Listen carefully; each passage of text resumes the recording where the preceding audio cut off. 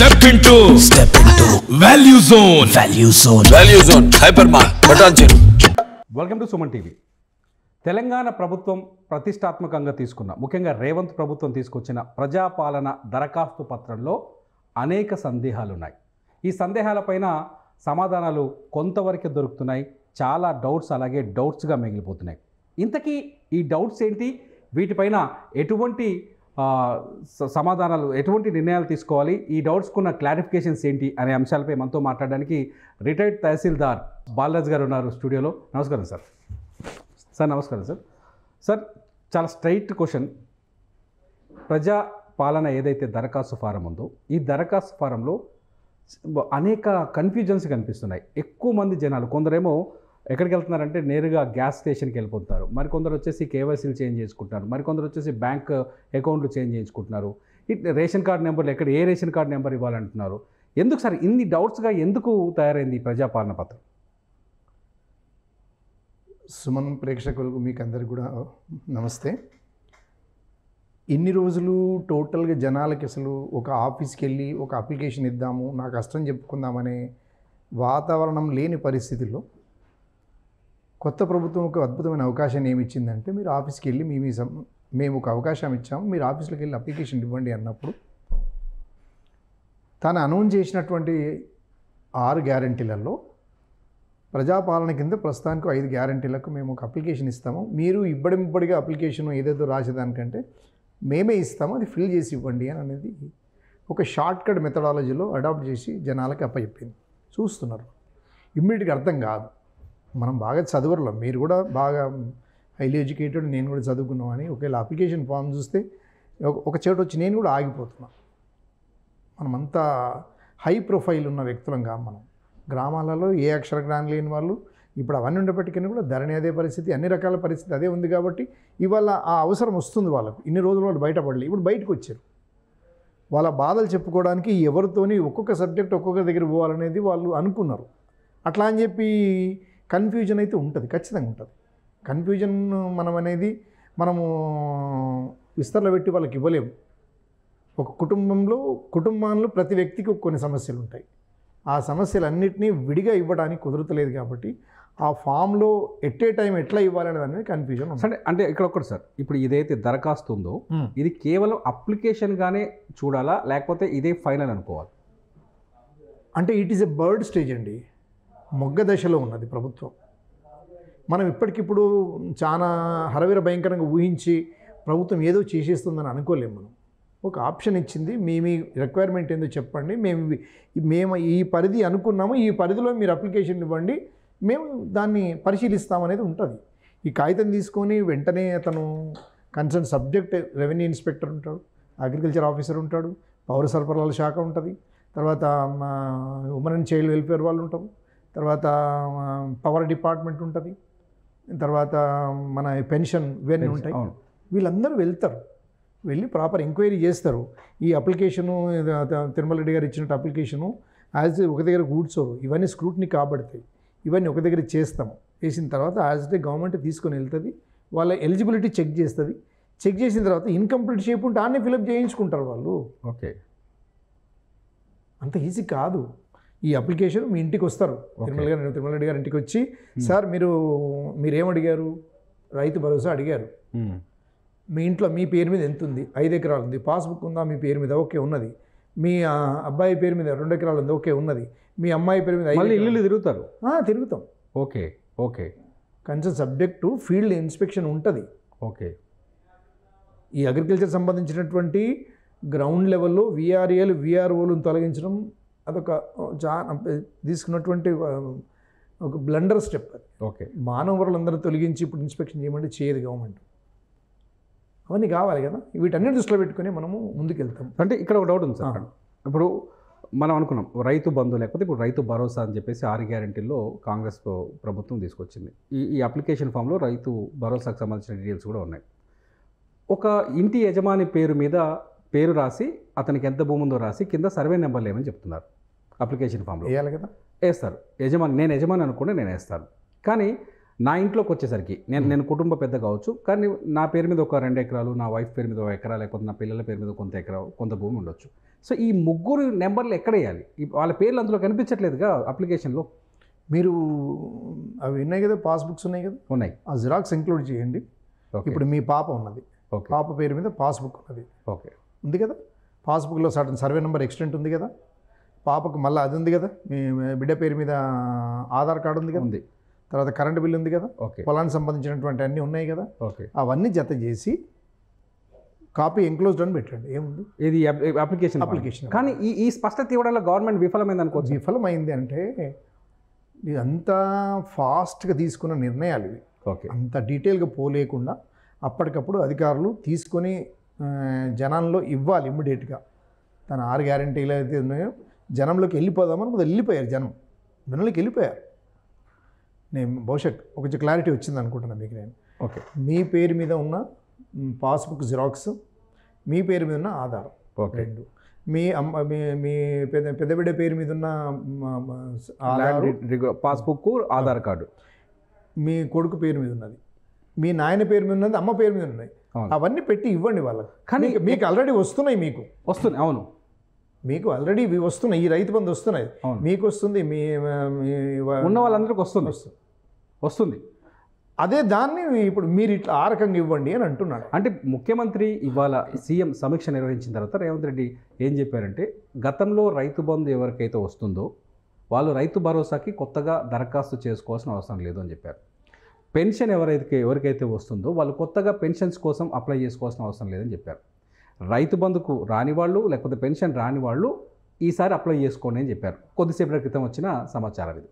So ఈ enclose చేయాలని మీరు అన్నట్టుగా పాస్ పుస్తకాన్ని ఎన్క్లోజ్ చేయండి, లేకపోతే జిరాక్స్ తీసుకొని మిగతా పట్టదారు పాస్ పుస్తకాలని, లేకపోతే ఆధార్ కార్డు అని ఇవన్నీ చెప్పట్లేదు. కేవలం రేషన్ కార్డు లేకపోతే ఇంకో ధృవీకరణ పత్రం రెండింటినే ఎన్క్లోజ్ చేయండి అని చెప్తున్నారు. వాళ్ళు చెప్పలేదు, మనం ఎంక్లోజ్ చేస్తే తప్పే ఉంది. అది మనం అనుకుంటున్నాం, కానీ ప్రజల కన్ఫ్యూజన్ ఉంది కదా. కన్ఫ్యూజన్ ఉందంటే మనం ఏం చేయలేమండి. కొన్ని ఎట్లా ఉంటుందంటే నిర్ణయాలు మనమంటూ కూడా కొంత చేసుకొని అప్లై చేసి పెడితే అప్లికేషన్ ఇవ్వండి, ఇస్తే ఏం చేస్తో చూద్దాం. గవర్నమెంట్ ఇది కొత్తగా ఇచ్చింది ఏం లేదు, ఆల్రెడీ ఓల్డ్ గవర్నమెంట్ పాస్బుక్లు అన్నీ ఇచ్చింది కదా, అవన్నీ పాస్బుక్ ఇచ్చింది, రైతు బంధు వేస్తూ ఉంది. వీళ్ళు ఆ డీటెయిల్స్ వాళ్ళు అడగలే. మీ పాస్బుక్లో ఏముంది, పాస్బుక్లో 4 ఎకరాలు ఉంటే 4 × 10 40,000 మీకు వేసేసింది. అవును, నేను మీకు వేస్తాను, వేసే ముందు మీరు నాకు కొంత ఇవ్వండి వివరాలను తీసుకుంటుంది. ఆల్రెడీ 1,58,00,000 ఎకరాల భూమికి వేస్తున్నాం మనం. ఓకే, వానాకాలం వేస్తున్నాం, యాసంగి కలిపి వేస్తున్నాం. 1,58,00,000 ఎకరాలకు వేస్తున్నప్పుడు అంటే ఇండివిజువల్గా ఏమడుగుతుంది అనేది అప్లికేషన్ అడుగుతుంది, అప్లికేషన్లు పెట్టి ఇవ్వండి. కానీ ప్రభుత్వం ఏదైతే ప్రజాపాలనకు వెళ్లే ముందు ఈ స్పష్టత దరఖాస్తుదారులకు ఇవ్వడంలో పూర్తిగా విఫలమైందని చెప్పొచ్చు. విఫలమైందని అట్లా అనలేము సార్. రైట్ నో మనం ఏం అనలేము. మనం ఏంటంటే అప్లికేషన్ సైజ్ ఇంత పొడవు, ఇప్పుడు ఆదానికే కన్ఫ్యూజన్ ఉన్నారు, ఇంత పెద్ద అప్లికేషన్ అన్నట్టుగా. అరటిపండు ఒలిచి నోట్లో పెట్టినా కూడా అయ్యో నా నమ్మడానికి కష్టమవుతుందని అలవాటు చేస్తున్నాం మనం ప్రజానికాన్ని. అది చైనా వాడు ఏం చేస్తాడు, నాకు ఆకలి అవుతుందంటే కొలను చూపిస్తాడు, చేపలు వేటాడమంటాడు, వండుకొని తినమంటాడు. మనం అట్లా చేస్తలేము. కానీ సేమ్ కన్ఫ్యూజన్, ఇదే 6 గ్యారంటీల్లో మహాలక్ష్మి పథకం కింద కూడా సేమ్ కన్ఫ్యూజన్ కనిపిస్తుంది. మహాలక్ష్మి పథకం కింద ఒక మహిళకి 2,500 రూపాయలు ఇస్తామన్నారు. ఏ క్రైటీరియాతో ఆ మహిళని సెలెక్ట్ చేస్తారో చెప్పలేదు. ఓకే, అది వదిలేద్దాం. అర్హత కావాల్సిన వాళ్ళందరూ టిక్ మార్క్ పెట్టమని చెప్పారు. ఆ తర్వాత 500 రూపాయల గ్యాస్ సబ్సిడీ కావాల్సిన వాళ్ళని టిక్ మార్క్ పెట్టమని చెప్పారు. సో ఇక్కడ ప్రాబ్లం ఏమొస్తుందంటే 500 రూపాయల గ్యాస్ సబ్సిడీ కోసం భర్తల పేరు మీద ఉన్న గ్యాస్ కనెక్షన్స్ని ఇమీడియట్లీ భార్యలు చేంజ్ చేసుకోవాల్సిన అవసరం ఏర్పడిందా? వీళ్ళంతా పోయి గ్యాస్ స్టేషన్ల ముందు క్యూలు కడుతున్నారు. ఇది కూడా అతిపెద్ద క్వశ్చన్గా మారింది. రెండోది వచ్చేసి ఇందులోనే మహాలక్ష్మి పథకం కింద 2,500 అర్హత పొందిన మహిళ లాస్ట్ కాలంలో ఉన్న, చేయూత కాలంలో ఉన్న వితంతు పెన్షన్ కావచ్చు, లేకపోతే వృద్ధాప్య పెన్షన్ కావచ్చు, లేకపోతే బీడీ కార్మికుల సహకారం కావచ్చు, చేనేత కావచ్చు, ఎయిడ్స్ విక్టిమ్ కావచ్చు, వీళ్ళందరూ అక్కడ అప్లై చేసుకున్న వాళ్ళు ఇక్కడ కూడా అప్లై చేసుకోవాలా వద్దా? ఈ క్వశ్చన్ ఉంది. దీనికి దీన్ని ఎలా సాల్వ్ చేయబోతారు? ఎట్లా ఉన్నా సార్, ఇప్పుడు ఒకటే పెన్షన్ ఎలిజిబుల్ కదా. అవును, ఒక ఒంటరి మహిళ ఉందనుకోండి, ఆమె ఆల్రెడీ పెన్షన్ వస్తుంది ఆమెకు. ఓకే, గత గవర్నమెంట్ ఇచ్చింది, ఐడెంటిఫికేషన్ చేసింది, ఇచ్చింది. ఇంకా ఆమె మళ్ళీ అప్లికేషన్ ఏమంటారు? తను పెన్షన్కి చేయకపోవచ్చు, కానీ 2,500 రూపాయలు ప్రతి మహిళకి ఇస్తానని హామీ ఉంది కదా మహాలక్ష్మిలో. అట్లా కాదు, ఒంటరి మహిళనే. ప్రతి మహిళ అంటే ఒక కుటుంబ యజమాని ఆమె. ఓకే, ఆమె అప్లికేషన్ ఇచ్చుకుంటుంది, నేను కుటుంబ యజమాని నాకని టిక్ పెట్టుకుంటుంది, ఎస్ అని పెట్టుకుంటుంది ఆమె. అదే కుటుంబంలో ఆమె పేరు మీద కాకుండా భర్త పేరు మీద గ్యాస్ ఉన్నప్పుడు మనం ఒక ఆశ కల్పించినట్టు అయింది అది. మరి వాళ్ళు 500 రూపీస్ది గవర్నమెంట్ ఏ రకంగా డెసిషన్ తీసుకుంటుంది ఇంకా క్లారిటీ అయితే ఇవ్వలేదు. ముందు చూడాలి మనం కొన్ని.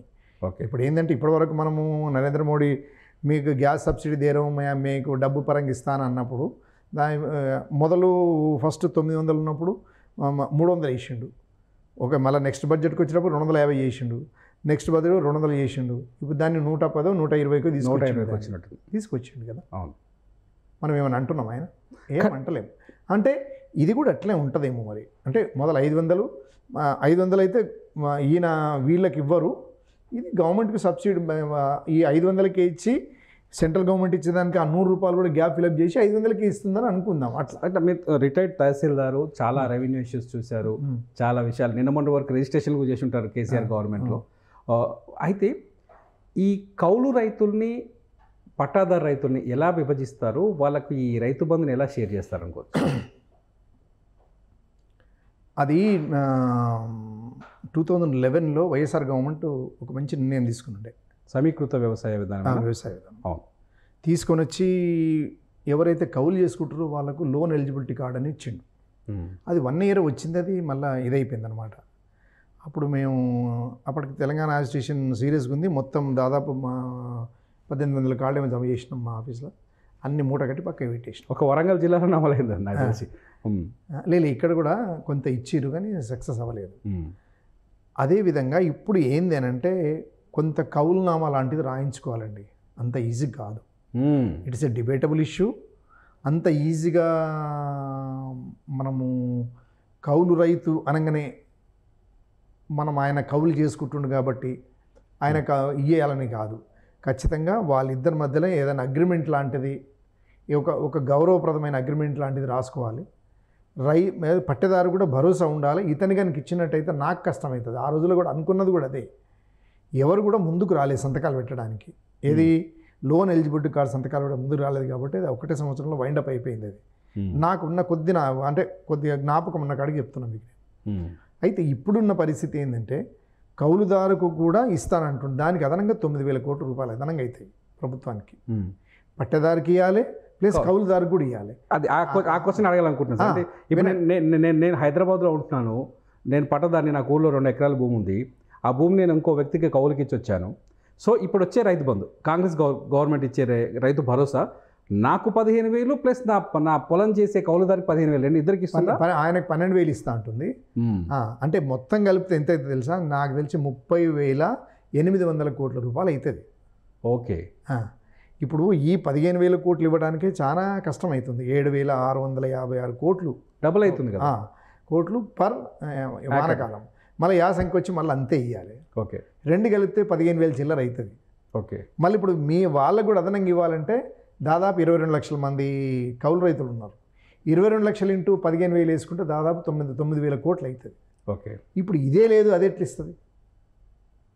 అందుకనే బాగా పర్ఫెక్ట్గా ఐడెంటిఫై చేసి ఒక గ్రామాన్ని లేకపోతే ఒక మండలాన్ని యూనిట్గా తీసుకొని ఒక పంచాయతీ కూర్చొని కౌలుకి ఎవరు చేస్తారు, ఆ 22 లక్షల మంది ఎంతవరకు పర్ఫెక్ట్ అనేది చూసుకోవాలి.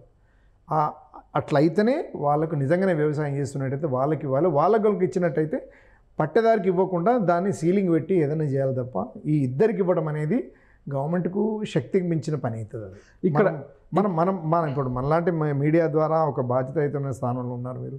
మీకు కూడా మంచి ఏది సబ్స్క్రిప్షన్ ఉన్నారు, చదవరులు ఉన్నారు, చూసేవాళ్ళు ఉన్నారు. కాబట్టి మనము ఒక క్రిటిసిజం కాన్సెప్ట్ కాకుండా ఒక బాధ్యతాయుతంగా ఏం చెప్పాలంటే ఇది కరెక్ట్ కాదు, ఇట్లా చేస్తే బాగుంటుంది అనేది కూడా మనం డౌట్స్ క్లారిఫై చేయాల్సిన అవసరం ఉంది. రెండోది ఇందులోనే ఇంకో క్వశ్చన్ కూడా ఉంది సార్. ఇదే అప్లికేషన్ పథకంలో, ఇదే రైతు భరోసాలో సాగు చేస్తున్న భూమి విస్తీర్ణం ఎంత అని ఒక కాలం పెట్టారు. 2 రోజుల క్రితం ఒక సమాచారం అందింది సెక్రటరియట్ నుంచి. ఏంటంటే రైతు భరోసాని కొంతవరకే పరిమితం చేస్తారు, కేవలం సాగు చేసే భూమికి మాత్రమే రైతు భరోసా ఇస్తారు. అది కూడా ఈ రాష్ట్రంలో ఉన్న రైతులకు మాత్రమే ఇస్తారు. పక్క రాష్ట్రంలో లేకపోతే ఇక్కడ భూమి ఉండి అమెరికాలో ఉన్న ఎన్ఆర్ఐలు కావచ్చు, వాళ్ళు కావచ్చు, వీళ్ళకి కావచ్చు, ఈ రాష్ట్రంలో లేని వాళ్ళకి రైతు భరోసా ఇవ్వరు అని చెప్పేసాను. ఆ కాలంలో అందుకే తీసుకొచ్చారు అనుకోవచ్చా? చాలా డిబేట్లో చాలామందికి చెప్పాను సార్ నేను. 5 ఎకరాల వరకు మనము నిర్బంధంగా ఇవ్వాలి. 1 నుంచి 2.5 ఎకరాల లోపల 64.39% ఉన్నారండి. 2.5 ఎకరాల నుంచి 5 ఏకర్స్ వరకు 23% ఉన్నారు. అంటే 2 కలిపితే 88% ఉన్నారు వీళ్ళు. 5 నుంచి 10 వరకు 9% ఉన్నారు. ఓకే. ఇక మిగతా అంత కలిపితే ఎంతో చూడండి మీరు. అందుకనే వీళ్ళు కూడా ఇప్పుడు 1 to 1.5% 64.5% అది ఉన్నారో అందులో కూడా గవర్నమెంట్ ఎంప్లాయీస్ ఉన్నారు. ఇప్పుడు రూరల్లో ఇప్పుడు మీ నల్గొండ దేవరకొండ ఏరియాలో ప్రధానంగా ఎస్టీ కమ్యూనిటీ ఉన్నటువంటి మైదాన ప్రాంతాల్లో ఉన్నటువంటి ఎస్టీ లంబాడా కులంలో వాళ్ళు ఇంటికొక ప్రభుత్వ ఉద్యోగి ఉన్నాడు. ఆయనకు 2 ఎకరాలు 3 ఎకరాల పొలం ఉంది. ఆ ప్రభుత్వ ఉద్యోగం చేసుకుంటాడు, జీతం తీసుకుంటాడు, ప్లస్ ఈ రైతు బంధు ఎందుకు ఆయనకు. ఇలాంటి వాళ్ళు కూడా అవాయిడ్ చేయమని చెప్పి నేను ఒక వ్యాసం కూడా రాయడం జరిగింది. బిలో 5 ఏకర్స్ వరకే ఇవ్వాలి, ప్లస్ ఈ 1 to 2.5 to 5 ఏకర్స్ మధ్యన కూడా ఉన్న వాళ్ళు ఎవరైతే ఉన్నారో వాళ్ళ ఆదాయాన్ని కూడా చెక్ చేయాలి. కుటుంబ యజమాని యొక్క ఏదైతే సోర్స్ ఆఫ్ ఇన్కమ్ ట్యాక్స్ కట్టేవాళ్ళు, ప్రభుత్వ ఉద్యోగి, ప్రభుత్వ పెన్షన్ తీసుకునేవాళ్ళు, వీళ్ళందరినీ కూడా స్క్రూటీ చేయాల్సిన పని ప్రభుత్వం గవర్నమెంట్ దగ్గర ఉన్నది. ఈ రోజుల్లో ఏది మనకి ఎప్పుడైతే కమ్యూనికేషన్ వ్యవస్థ వచ్చిందో ఎవరిని కూడా విస్మరించేది. ఇది ఫలానా వ్యక్తి ఏం చేస్తున్నాడు అంటే ఇందులో వచ్చేస్తుంది డేటా అంతా. ఆధార్ కార్డు ప్రకారంగా నేను ఇప్పుడు మీతో మాట్లాడుతున్న విషయం కూడా మనకు ఇందులో రికార్డ్ అవుతున్నది.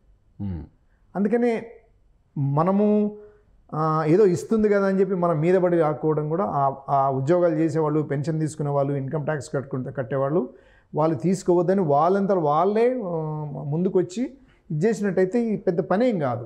అంటే రేవంత్ గవర్నమెంట్ ఎటువైపు అడుగులు వేసే అవకాశం, ఎటువైపు అడుగులు వేసినా కూడా ఇప్పుడు 12,000 ఆయనకు, మీకు 15,000 ఇవ్వడం అనేది సమంజసమైన నిర్ణయం కాదు.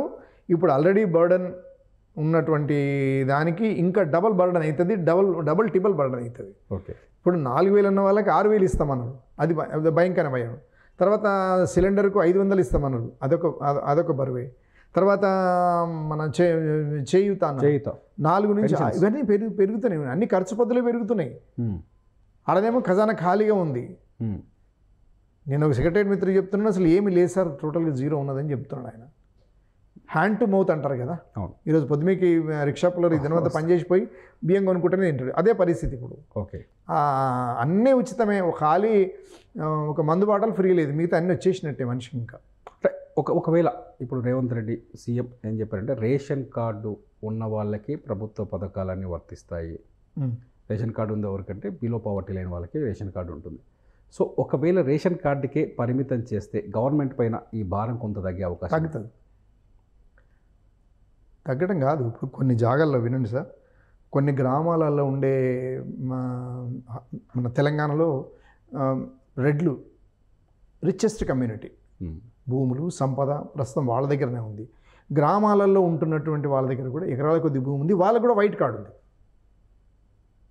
ఓకే. ఒక గ్రామం అర్థమైంది. ఊర్లో ఉన్న రెడ్డి సామాజిక వర్గం అందరూ కూడా ఆ కుటుంబంలో ఎవరికి ఉద్యోగం కనుక లేకుంటే, అందరికీ ఉద్యోగాన్ని అనుకోలేం కదా, అందరికీ వ్యాపారాలు లేవు కదా, లేని ఒక 50 కుటుంబాలు ఉంటే అందులో 25 కుటుంబాలలో అన్ని రకాల మనుషులు ఉంటారు. బిజినెస్ పీపుల్ ఉంటారు, ఎంప్లాయీస్ ఉంటారు, అన్ని శాఖల వాళ్ళు ఉంటారు. ఒక 25 కేవలం అగ్రికల్చర్ మీద డిపెండ్ అయి ఉంటారు. ఆ 25 మందిలో ఒక 15 మంది అన్న మంచి అబోవ్ 25-30 ఏకర్స్ ల్యాండ్ ఉన్న వాళ్ళు ఉన్నారు. వాళ్ళకు కూడా వైట్ రేషన్ కార్డు ఉంది. ఓకే. అటువంటి వాళ్ళని కూడా ఐడెంటిఫై చేయాలి. అయితే ఈ ప్రజాపాలనతో అవన్నీ వస్తాయంటారా? చేయాలి. ఓకే. లేకుంటే ఆర్థికంగా ఇంకా కుంగదీయబడతాం. మీరు అడిషనల్గా డిమాండ్ చేసిండ్రు, అడిషనల్గా ఫెసిలిటీ ఇస్తామన్నారు, అది ఊరికైనా రావు కదా తిరుమల రెడ్డి గారు. సో ఈ డబ్బులు కావాలి కదా, సోర్స్ ఆఫ్ ఇన్కమ్ ఇప్పుడు ఏం లేదు. ఓకే. ఓన్లీ ట్విన్ సిటీ సంబంధించినటువంటి హైటెక్ సిటీ ఇవన్నీ రావట్లా, సంవత్సరానికి కొన్ని కోట్లు జమ అవుతున్నాయి. హైయెస్ట్ సోర్స్ ఆఫ్ ఇన్కమ్ మనదే, ఇంకెక్కడ లేదు, ఇంక్లూడ్ ఆంధ్రప్రదేశ్లో. మనం ఇక్కడ కూర్చొని ఇప్పుడు మీ సుమన్ టీవీ బోర్డు ట్యాక్స్ కడుతుంది ఇయర్లీ. అవును కదా, ఇవన్నీ జమ అవుతున్నాయి కదా. Next source of income excise శాఖ. ఈ రెండు కనుక లేకుంటే ఇప్పుడు లేకుంటే ఏంది ఇప్పుడు పాయింట్కి రాలే ఇంకా ఇవన్నీ వల్ల జమ అవుతున్నాయి. అవి వచ్చినట్టుగా మా పెన్షన్ ఇస్తారు, గవర్నమెంట్ ఎంప్లాయీస్ శాలరీస్ ఇస్తున్నారు, అక్కడక్కడ మిత్తిలు కడుతున్నారు. అప్పులుగానే ఉండిపోతున్నాయి. అప్పుడు అసలే ఉంటుంది, మిత్తిలన్నీ ఉండిపోతున్నాయి, మిత్తిలు కట్టుకుంటూ పోతున్నారు. అది పరిస్థితి. సరే, అంటే ఈ పరిస్థితి ప్లీజ్ ఈ పరిస్థితుల్లో ఈ ప్రజాపాలన అనే ధ్రువపత్రం ద్వారా ఓకే సామాన్యుడు అంటే పబ్లిక్ ఆర్థిక పరిస్థితి, సామాజిక పరిస్థితి, వాళ్ళకున్న ఆస్తులు ఒక సర్వే పూర్తవుతుందని మనం అనుకోవచ్చా? పూర్తి స్థాయిలో అవ్వాలి, అవుతుందని కూడా అనుకోవచ్చు. నేను అనుకుంటున్నాను. మరి ఒకటి అంటే అప్పుడు ధరణి సబ్జెక్ట్లో మాట్లాడతాను మీకు నేను. కానీ ఒక సామాజిక సర్వే అంటే టీఆర్ఎస్ గవర్నమెంట్ ఏం చేసింది, మరి ఆయన దాని వెనుక ఏం స్టోరీ ఉందో తెలియదు. కానీ ఒకటే రోజులు మొత్తం సర్వే చేయగలిగాడు. ఒక అద్భుతమైన అది సకల జన సర్వే చేసిండు, బయట పెట్టలే అది. గవర్నమెంట్, తెలంగాణ గవర్నమెంట్ తన అవసర పర్పస్ 2017 ఆగస్టు 19 నాడు చేశారు. అవును, సింగిల్ డే సర్వే. అవును, అది హైదరాబాద్ తప్ప మిగతా సక్సెస్ఫుల్గానే అయింది. అది వీళ్ళు అనుకుంటే ఎందుకు కాదు? ప్రభుత్వము ఇప్పుడు ఒక 10 మందికి సేవ చేయాలన్నా రాజ్యమే చేయాలి. ఆ 10 మంది ఆక్షణ చేయాలి. మనిషి చంపాలన్నా రాజ్యం చంపాలి, లేకపోతే దేవుడు చంపాలి. అంతే కదా? సో అంటే ఈ ఎకనామిక్ క్లారిటీస్ వచ్చావు ఇది కనుక అనుకుంటే ఖచ్చితంగా ప్రభుత్వం చేయగలుగుతుంది. ఓకే, దీనివల్ల మ్యాక్సిమం సకల జనుల సర్వే ద్వారా వచ్చిన ఇన్ఫర్మేషన్ కంటే కూడా ఎక్కువ వస్తుంది. ఓకే, అది ఇప్పుడు కౌలు రైతులు అనేది వాస్తవానికి 2018 ఆ ప్రాంతంలోనే హయ్యెస్ట్ కౌలు రైతుల చావులు మన తెలంగాణలో ఉండే, ఆంధ్రప్రదేశ్లో ఉండే. రాష్ట్రం విడిపోయిన తర్వాత 5th or 6th ప్లేస్కి వచ్చినాం మనం. ఈ కౌలు మన భోజనం పెడుతుంది వాళ్ళే, మన కౌలు రైతులే భోజనం పెడుతున్నారు మనకు, వాళ్ళనే తిండి తింటున్నాం మనం. వాళ్ళని విస్మరిస్తే కూడా తప్పది. పట్టేదారుకు ఎంత ఇవ్వాలి అనేది ఒక డెసిషన్ తీసుకోవాలి ప్రభుత్వం. పట్టేదారు ఇంట్లో కూర్చొని ఉట్టిగానే పట్టా ఉన్నంత మాత్రాన ఆయనకు రైతు భరోసా ఇవ్వడం అనేది బహుశా కరెక్ట్ డెసిషన్ అయితే కాదు. సో లాస్ట్ క్వశ్చన్ సార్ ఈ సబ్జెక్ట్లో, ఇంకా ఈ ప్రజా పాలన అప్లికేషన్ ద్వారా గవర్నమెంట్కి ప్రభుత్వ పథకాలని అమలు సులభం అవుతుందా? అయ్యే ఛాన్సెస్ ఎంతవరకు ఉన్నాయి? ఖచ్చితంగా ఉంటాయి. కొంచెం టైం తీసుకుంటారు. ఒక 100 రోజులు అయితే వాళ్ళు ప్రామిస్ చేసిండ్రు. ఈ లోపల కొన్ని ఉంటాయి, కొంత నడుస్తూ ఉంటుంది. గత ప్రభుత్వం ఇక మేము ఉద్యోగాలు ఇస్తున్నాము, నోటిఫికేషన్ ఇస్తున్నాము, అవన్నీ ఇస్తున్నామని మొత్తం దగ్గర దాకా మొత్తం నోటి దాకా తీసుకొని వచ్చి గబుక్కును గుంజుకొని పడేసినట్టు అయింది కదా. అంత అధ్వానం ఉండకపోవచ్చు. ఎందుకంటే కొన్ని చేద్దామన్నా కూడా డబ్బు కూడా కావాలి కదా, సోర్స్ ఆఫ్ ఇన్కమ్ కూడా. అవన్నీ వచ్చి ఖజానా డబ్బు పడతాయి కదా, ధైర్యం చేసేయగలుగుతాయి. అంటే మనము ఒక ప్రభుత్వం వద్దనుకున్నాము, కొత్త ప్రభుత్వం తెచ్చుకున్నాము, అప్పుడే మనము డబ్బు కావాలి, అప్పుడే సుఖాలు పెరిగిపోవాలనుకుంటే కుదరదు. కొన్ని ప్రయత్నాలు చేస్తుంది గవర్నమెంట్. ఫెయిల్ అయినప్పుడు జనం ఊరుకోరు, ఆటోమేటిక్గా మళ్ళీ జవాబు చెప్తారు, ఊరుకోరు. సైలెంట్గానే డీసెంట్గానే ఉంటున్నాడు. అట్లా అని చెప్పి అడగలు పవర్ కూడా ఇవ్వలేదు గవర్నమెంట్. మొదటి గవర్నమెంట్ అంతకంటే ముందు వేసినప్పుడు అయితే నేను మా ఇంటిలో తీసుకుపోయి మా తెలంగాణ అభిమానంతో ఓటు వేయించిన. నేను సెకండ్ టైం వస్తే కల్లా ఆయన నియత ఖరాబ్ చేసుకున్నట్లయితే మనం ఏం చేస్తాం సార్? ఇక సరే సార్, థ్యాంక్ యూ. అది విషయం. మొత్తానికి ప్రజాపాలన దరఖాస్తు పత్రంలో కొంత సందేహాలు అయితే ఉన్నాయి. ఈ సందేహాల పట్ల ప్రభుత్వం నుంచి కానీ అధికారుల నుంచి కానీ ఇంకొంచెం స్పష్టత అయితే రావాల్సి ఉంది. తహసీల్దార్ బాలరాజు గారు కూడా, రిటైర్డ్ తహసీల్దార్ బాలరాజు గారు కూడా చెప్తున్నారు ప్రభుత్వం కొంత స్పష్టత ఇవ్వాలి, దాంతోపాటు దరఖాస్తుదారులు కూడా కొన్ని జాగ్రత్తలు తీసుకోవాలని చెప్తున్నారు. చూస్తూనే ఉండండి సుమన్ టీవీ.